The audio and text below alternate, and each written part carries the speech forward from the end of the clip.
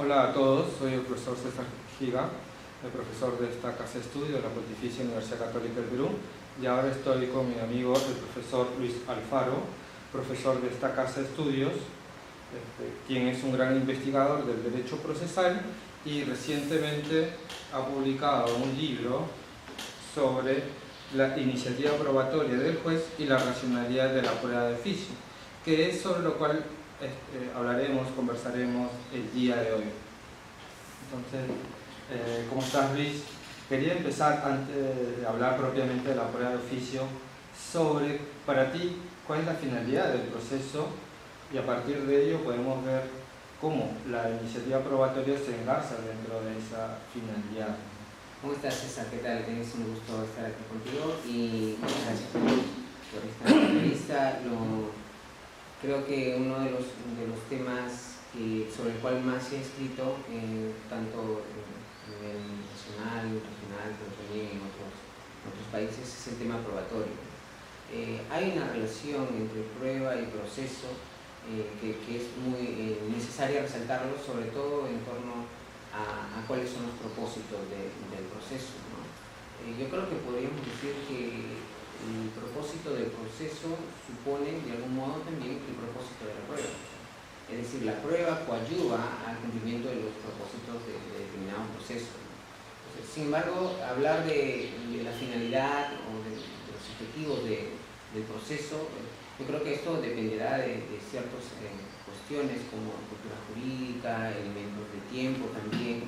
Sin embargo, en términos generales, algunos autores han comentado que podría hacerse una clasificación, no sé si antagónica, quizás complementaria, ¿no? Algunos sostienen que es posible hablar de una idea de proceso, es una concepción ideológica del proceso, tendiente simplemente a la resolución de controversias, como una especie de disputa entre dos adversarios, y el juez, utilizando esta herramienta llamada proceso, busca resolver, ¿no? Esclarecer estas cuestiones planteadas por las partes, nada más. Hasta ahí se dice que sería el propósito, o uno de los propósitos. La otra idea también que se maneja en la literatura procesal, es, sobre todo la contemporánea, es que no solo se agota ahí, sino que supone además también la búsqueda de la verdad, ¿no? O que el proceso sea la herramienta epistémica que permita lograr ello. Ahí, creo yo, cobra bastante importancia la función de la prueba, ¿no? El proceso per se, yo creo que no lograría este propósito, esta segunda finalidad, que si es que no viene de la mano de una herramienta, de un instrumento objetivo que permite precisamente no solamente lograr el propósito del proceso, sino sobre todo lograr el propósito del derecho, en la aplicación del derecho a los casos concretos, a la realidad. Entonces, si partimos de esta idea, yo creo que hay muchas razones para pensar que la verdad importa para el derecho y también, obviamente, para el proceso, al ser un instrumento de aplicación o un instrumento de aplicación del derecho, pero también de tutela de los derechos, obviamente, ¿no? Entonces, yo creo que si tomamos en consideración estos dos propósitos y de algún modo nos adherimos a alguna de las dos posiciones, porque esto supone cierta adhesión o cierto compromiso con una opción ideológica, ¿no? Es a partir de ahí en donde se va construyendo nuestra idea, nuestros pensamientos sobre cualquier institución, ¿no? O sea, asumiendo una u otra posición se puede construir todo el pensamiento o posición teórica que se tenga de cualquier institución, ¿no? Creo que eso es, y sobre todo es aquello que da pie al trabajo que hemos realizado, ¿no? En este caso este libro para siempre de público. Y desde tu punto de vista, la verdad como sería un principio básico, una finalidad básica de los procesos. Sí, yo creo que comparto la idea con algunos autores que vienen comentando sobre esto, que la verdad interesa el proceso. De hecho, al derecho, por ejemplo, Girola sostiene que la prueba, ¿no? Tiene como objetivo institucional, ¿no?, la búsqueda de la verdad. O sea, vamos a ver, es el norte, ¿no? Michele Delofo siempre también plantea claramente que es el non de propósito, porque lo es del derecho. El proceso no puede ser ajeno a los propósitos del derecho mismo, ¿no? En un determinado sistema. Si es así, yo creo que la verdad interesa, la verdad es el propósito institucional. Yo me adhiero a esta posición, ¿no? Y construyo mi teoría a partir de esta segunda posición. Hay razones para pensar de que si no fuese así, si es que no interesa la verdad de los hechos afirmados por las partes, entonces sería un despropósito en los fines mismos del derecho, que es aplicar, buscar su aplicación, y siendo el juez el instrumento, el representante del Estado que busca la aplicación del derecho en caso concreto a partir de una incertidumbre, de una controversia. Entonces, definitivamente la verdad sí interesa, con todos los riesgos que esto supone a nivel crítico que se pueda dar, ¿no? Y si la verdad entonces un objetivo de los procesos de llegar a determinar qué ocurrió en un caso es un objetivo institucional, ¿cómo la iniciativa probatoria se engarza, iniciativa probatoria del juez se engarza con este objetivo? Sí, yo creo que una muestra o un reflejo de esta opción ideológica de los fines del proceso es precisamente la participación del juez, ¿no? En la literatura se discute si es que los abogados o las partes en el proceso tengan también este propósito, ¿no? Se menciona que es poco probable que los abogados tiendan hacia la búsqueda de la verdad, pero el proceso y el director del proceso, como normalmente se le llama en los procesos procesales, que es el juez, no puede ser ajeno a este instrumento que maneja llamado proceso, ¿no? O sea, si es que el proceso tiene este propósito, el conductor de este instrumento no puede ser ajeno a la herramienta que maneja los propósitos de este instrumento para el cual está previsto. Entonces, la iniciativa probatoria del juez, o comúnmente llamado pruebas de oficio también, tiene este propósito, es decir, coadyuva al juez, es una herramienta, una de las salidas que puede tener el juez para lograr este propósito, ¿no? No es ajeno, pese que en el normativo no aparece. ¿Y cómo funcionaría la iniciativa probatoria? Sí, mira, y específicamente sí, la prueba de oficio. Sí, definitivamente habría que explicar al menos los tres perfiles, los tres planos del estado de las cosas sobre la iniciativa probatoria. Un primer plano sería el aspecto normativo, ¿no? Yo creo que el legislador no es el que dice todo en el derecho. Sin embargo, debe ser lo más preciso posible, establecer criterios de aplicación clara. Sin embargo, a nivel legislativo esto no se ve muy a menudo, ¿no? En el caso peruano es un ejemplo de ello, tristemente un ejemplo de ello. A nivel normativo, las reglas legales que prevén sobre la iniciativa probatoria del juez no son muy claras al proveer al juez criterios específicos de cómo utilizarlo, en qué circunstancias utilizarlo, ¿no? Y es ahí donde se genera un problema, porque en el segundo perfil, que sería a nivel jurisprudencial, se han visto diversos criterios en cómo utilizar. Creo que los problemas más latentes que se dan en la práctica jurisdiccional es cómo utilizar esta potestad, ¿no? Si es necesario o no, pero podemos discutir a nivel teórico, pero en la práctica jurisdiccional he visto claramente que el juez no tiene clara la idea de cómo utilizarlo, ¿no? Esto se evidencia de los diversos criterios jurisprudenciales y que ha conllevado, por lo menos en el plano de los procesos no penales, específicamente el proceso civil, algunas reformas, ¿no? Sin embargo, creo que puede mejorarse todavía. Hay ciertos vacíos, sobre todo en el tema de cómo utilizar el contradictorio, ¿no? A nivel teórico, creo que la literatura es nacional, sobre todo, es muy devota del legislador. Es decir, abundan comentarios de las reglas que prevén las pruebas de oficio. A nivel teórico no hay una producción teórica, no hay un trabajo teórico que parta de lo que primero hemos comentado, de la concepción de lo que es tradición histórica llamada racional, concepción racional de la prueba, sino más bien, de hecho, porque el legislador así lo ha previsto, se parte de una concepción apegada a la idea de convicción, de íntima convicción, las reglas establecen que cuando el juez no encuentra una insuficiencia probatoria y para generarle convicción, nuestra legislación se adhiere a la posición llamada psicologista de la prueba. Entonces esto hace que en la práctica jurisdiccional simplemente se vaya por ese camino. Y la teoría, lamentablemente, también no ayuda mucho en sede nacional. Entonces esta obra lo que pretende es establecer ciertos criterios, ciertas pautas, ¿no? Sobre todo al momento de utilizar el contradictorio. Yo creo que, por eso que es el subtítulo de esta obra, que se denomina Racionalidad de la prueba, es básicamente una propuesta inicial, no terminada, de cómo el juez en la práctica puede seguir racionalmente desde esta opción ideológica, aplicarlo en la práctica, ¿no? Lo que ofrezco son pautas, ¿no? Sobre todo en el tema del uso del contradictorio, que es fundamental, ¿no? Hace que esta prueba de oficio no se vea tan única y exclusiva después, sino dialogada con las partes. ¿Y cuáles serían esas pautas, esos criterios? Sí, y yo propongo en el libro al menos dos propuestas, ¿no?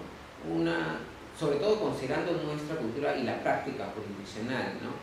Que es difícil desarraigar al juez de algunas concepciones preestablecidas, como el uso de, por ejemplo, de cierta preferencia o inclinación a la forma escrita, ¿no? Entonces yo propongo, por ejemplo, una primera propuesta, en que lo plasmo en el libro y también lo hemos comentado, es el juez, luego de la audiencia de pruebas, al examinar el proceso y sobre todo las fuentes de prueba y en relación con los hechos controvertidos, advierte una insuficiencia probatoria y mediante una resolución, que puede ser un auto, pone en conocimiento estos dos puntos, la insuficiencia y una propuesta de un medio de prueba.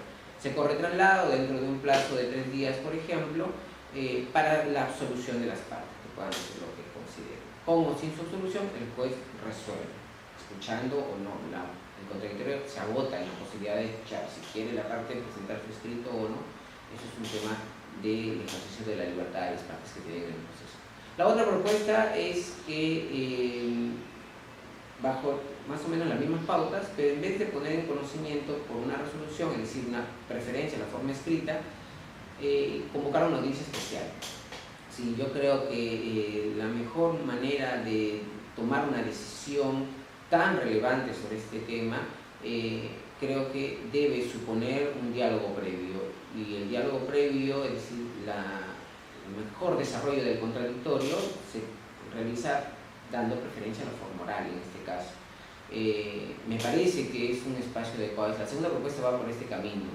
Sin embargo, esta también puede ser discutida, ¿no? Porque se discute que esto puede alargar el proceso, dilatar innecesariamente. Sin embargo, yo creo que no debemos tener miedo a la audiencia especial. De hecho, las legislaciones están llenas de potestades del juez en que pueda convocar audiencias especiales, incluso por situaciones que no son tan relevantes.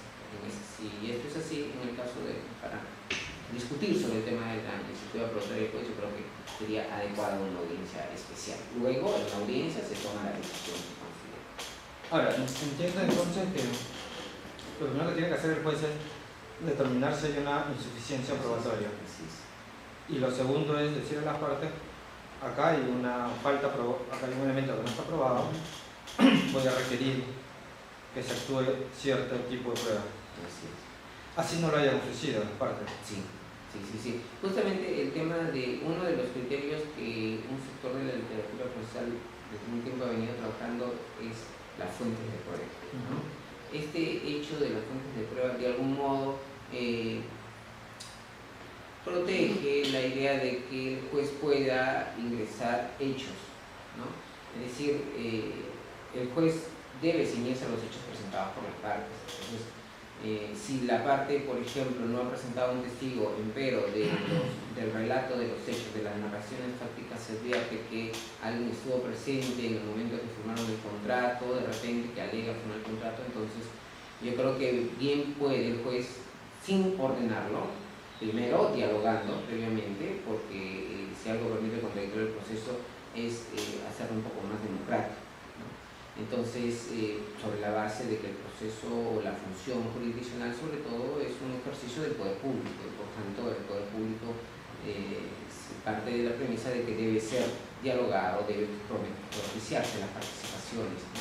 ser deliberativo en general, sobre todo el modelo de Estado que se pretende ser. Entonces, desde esa perspectiva yo creo que cuidamos el hecho de que el juez no puede incorporar hechos o que pueda prevenir medios de prueba a partir de hechos que no se determinan de lo alegado por las partes.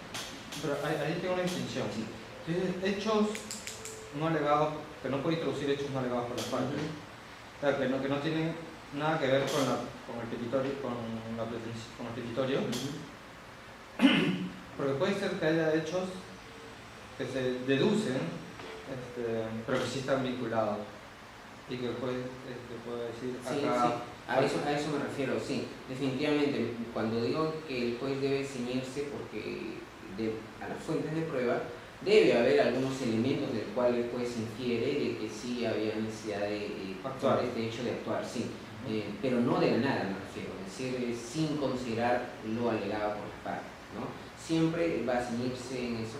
De hecho, hay una regla en el derecho procesal antigua, ¿no?, de la prohibición del conocimiento privado, más o menos se llama esta regla, ¿no?, que supone que el juez no puede, a partir de su conocimiento directo, privado, de los hechos, incorporarlo al proceso, ¿no? Esta regla tradicional de un modo... ¿Qué pasa cuando las partes no han alegado algo sobre la validez de cierto tipo de prueba, digamos polígrafo, científica, etc.? Pero el juez sí conoce sobre que existen estudios, pero que no han sido presentados por las partes. ¿Lo podría incorporar? Yo creo que justamente la idea del contradictorio permite, digamos, no sé si salvar estas cuestiones, ¿no? Yo tengo mis reparos de que, por lo menos como regla general, podemos hacer algunas excepciones, matices de repente, de que el juez puede incorporar hechos no alegados por las partes, y ni siquiera a partir de la inferencia, sino por sí mismo. Siempre que esta iniciativa, por eso yo lo llamo iniciativa, no prueba de oficio, siempre que esta idea, esta propuesta del juez sea dialogada, yo creo que no habría ningún problema en cuanto a las partes comenten, dialoguen, hablen sobre este tema, sobre este nuevo elemento. Yo creo que no habría ningún inconveniente, ¿no? Siempre, de hecho, está la posibilidad de que esta decisión sea revisada, ¿no? Sin embargo, en nuestro sistema está prohibido la revisión, está proscrita la impugnación de las pruebas de oficio. Pero podría revisarse luego con la sentencia. Por supuesto, sí, definitivamente, ¿no? No expresamente, pero sí en la decisión final. Pero entonces, porque si parte de que la verdad es un valor esencial, ¿no?, llegar a determinar qué ocurrió, porque eso luego tendría implicancias en la aplicación de las normas.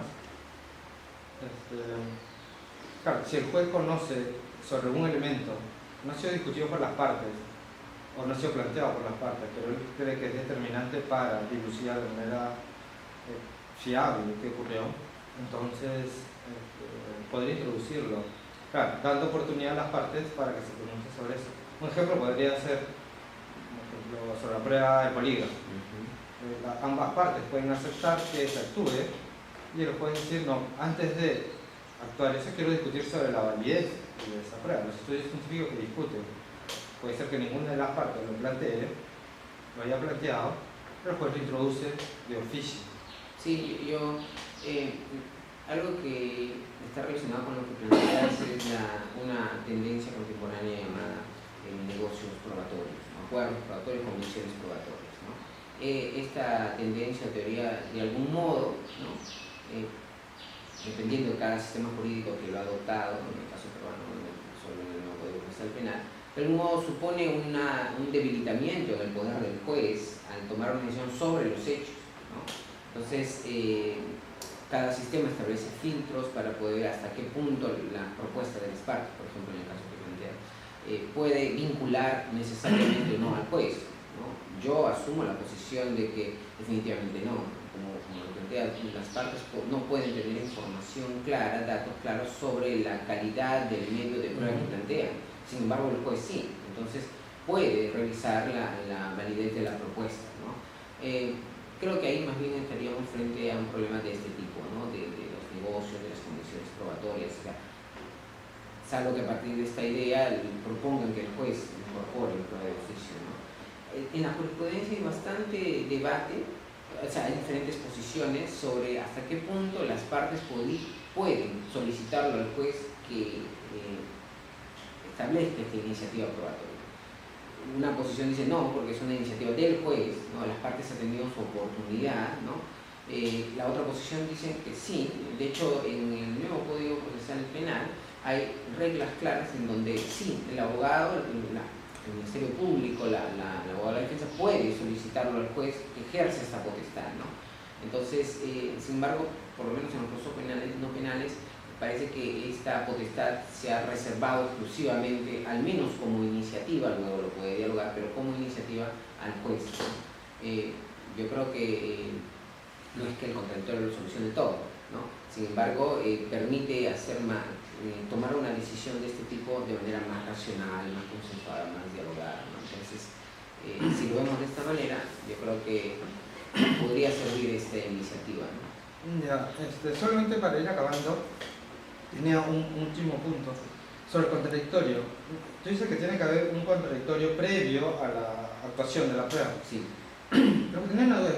¿Pero por qué no se puede actuar en la misma actuación, tanto la admisión o por escrito, no se pueden enviar los argumentos, y luego ya todo eso se resuelve en la misma audiencia donde se actúen los medios? Sí, aquí también entramos a un plano de los diversos criterios jurisprudenciales, ¿no? El criterio mayoritario parece ser que sea después de la audiencia de pruebas, ¿no? Sobre la base, que también es otro problema que hemos discutido, sobre que se vea la prueba de oficio o la iniciativa probatoria como algo extraordinario, ¿no? En tanto que se argumenta que lo ordinario es que sean las partes que presenten y lo extraordinario que sea el juez que se le ha dotado de esta iniciativa para que pueda utilizarlo siempre como una situación excepcional o de última hora. Yo no veo ningún problema en tanto que esto se ejercite después de la audiencia de prueba. O sea, las partes pueden proponer, sugerir, ¿no? Después de culminada la fase postulatoria, ¿no? Porque es ahí donde deben hacer. Sin embargo, en materia procesal también hay que considerar una regla también clásica del derecho procesal. A veces estas reglas, en lugar de permitir la mayor cantidad de medios de prueba, a veces limitan, ¿no? Que es la regla de preclusión, sobre el cual se estructura el proceso también. Aquí hay dos posiciones, una idea de preclusión rígida, que supone que si las reglas prevén un tiempo para cada acto procesal, la parte pierde el derecho para plantearlo después. Pero contemporáneamente se viene trabajando hacia una flexibilización de las reglas de preclusión. Yo creo que si asumimos esta segunda posición no habría ningún inconveniente, siempre que se parta de la idea también de un contradictorio en sentido fuerte, es decir, un contradictorio previo, ¿no? ¿Cuál es la razón? Se dice de que una decisión que parte de escuchar a las partes es mejor construida, ¿no? Es una decisión judicial, una decisión que ha sido dialogada, y esto genera también para el ciudadano, para el justiciable, para las partes, de algún modo cierto efecto psicológico en la decisión, a partir del cual las partes, los abogados, entienden de que esa decisión ha sido construida con su participación, no de manera única, exclusiva y unilateral, como históricamente siempre se le ha reconocido a la prueba. Claro. Como ya estamos terminando, entonces solo agradecerte por esta conversación.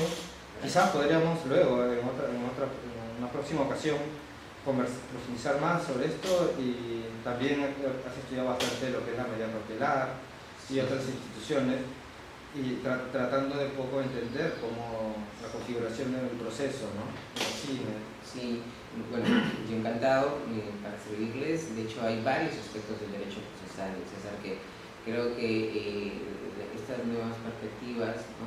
Por lo menos en sede nacional, que son nuevas, ¿no? Y que con la cual también estás trabajando bastante, que es la epistemología jurídica, la argumentación jurídica, viene bien a la comprensión del derecho procesal, ¿no? La tutela cautelar, la impugnación, todo lo que nosotros trabajamos últimamente, creo que están proporcionando al derecho procesal herramientas sólidas, ¿no? Bases sólidas para construir un buen proceso, ¿no? Entonces, encantado de seguir conversando estos ciertos temas también.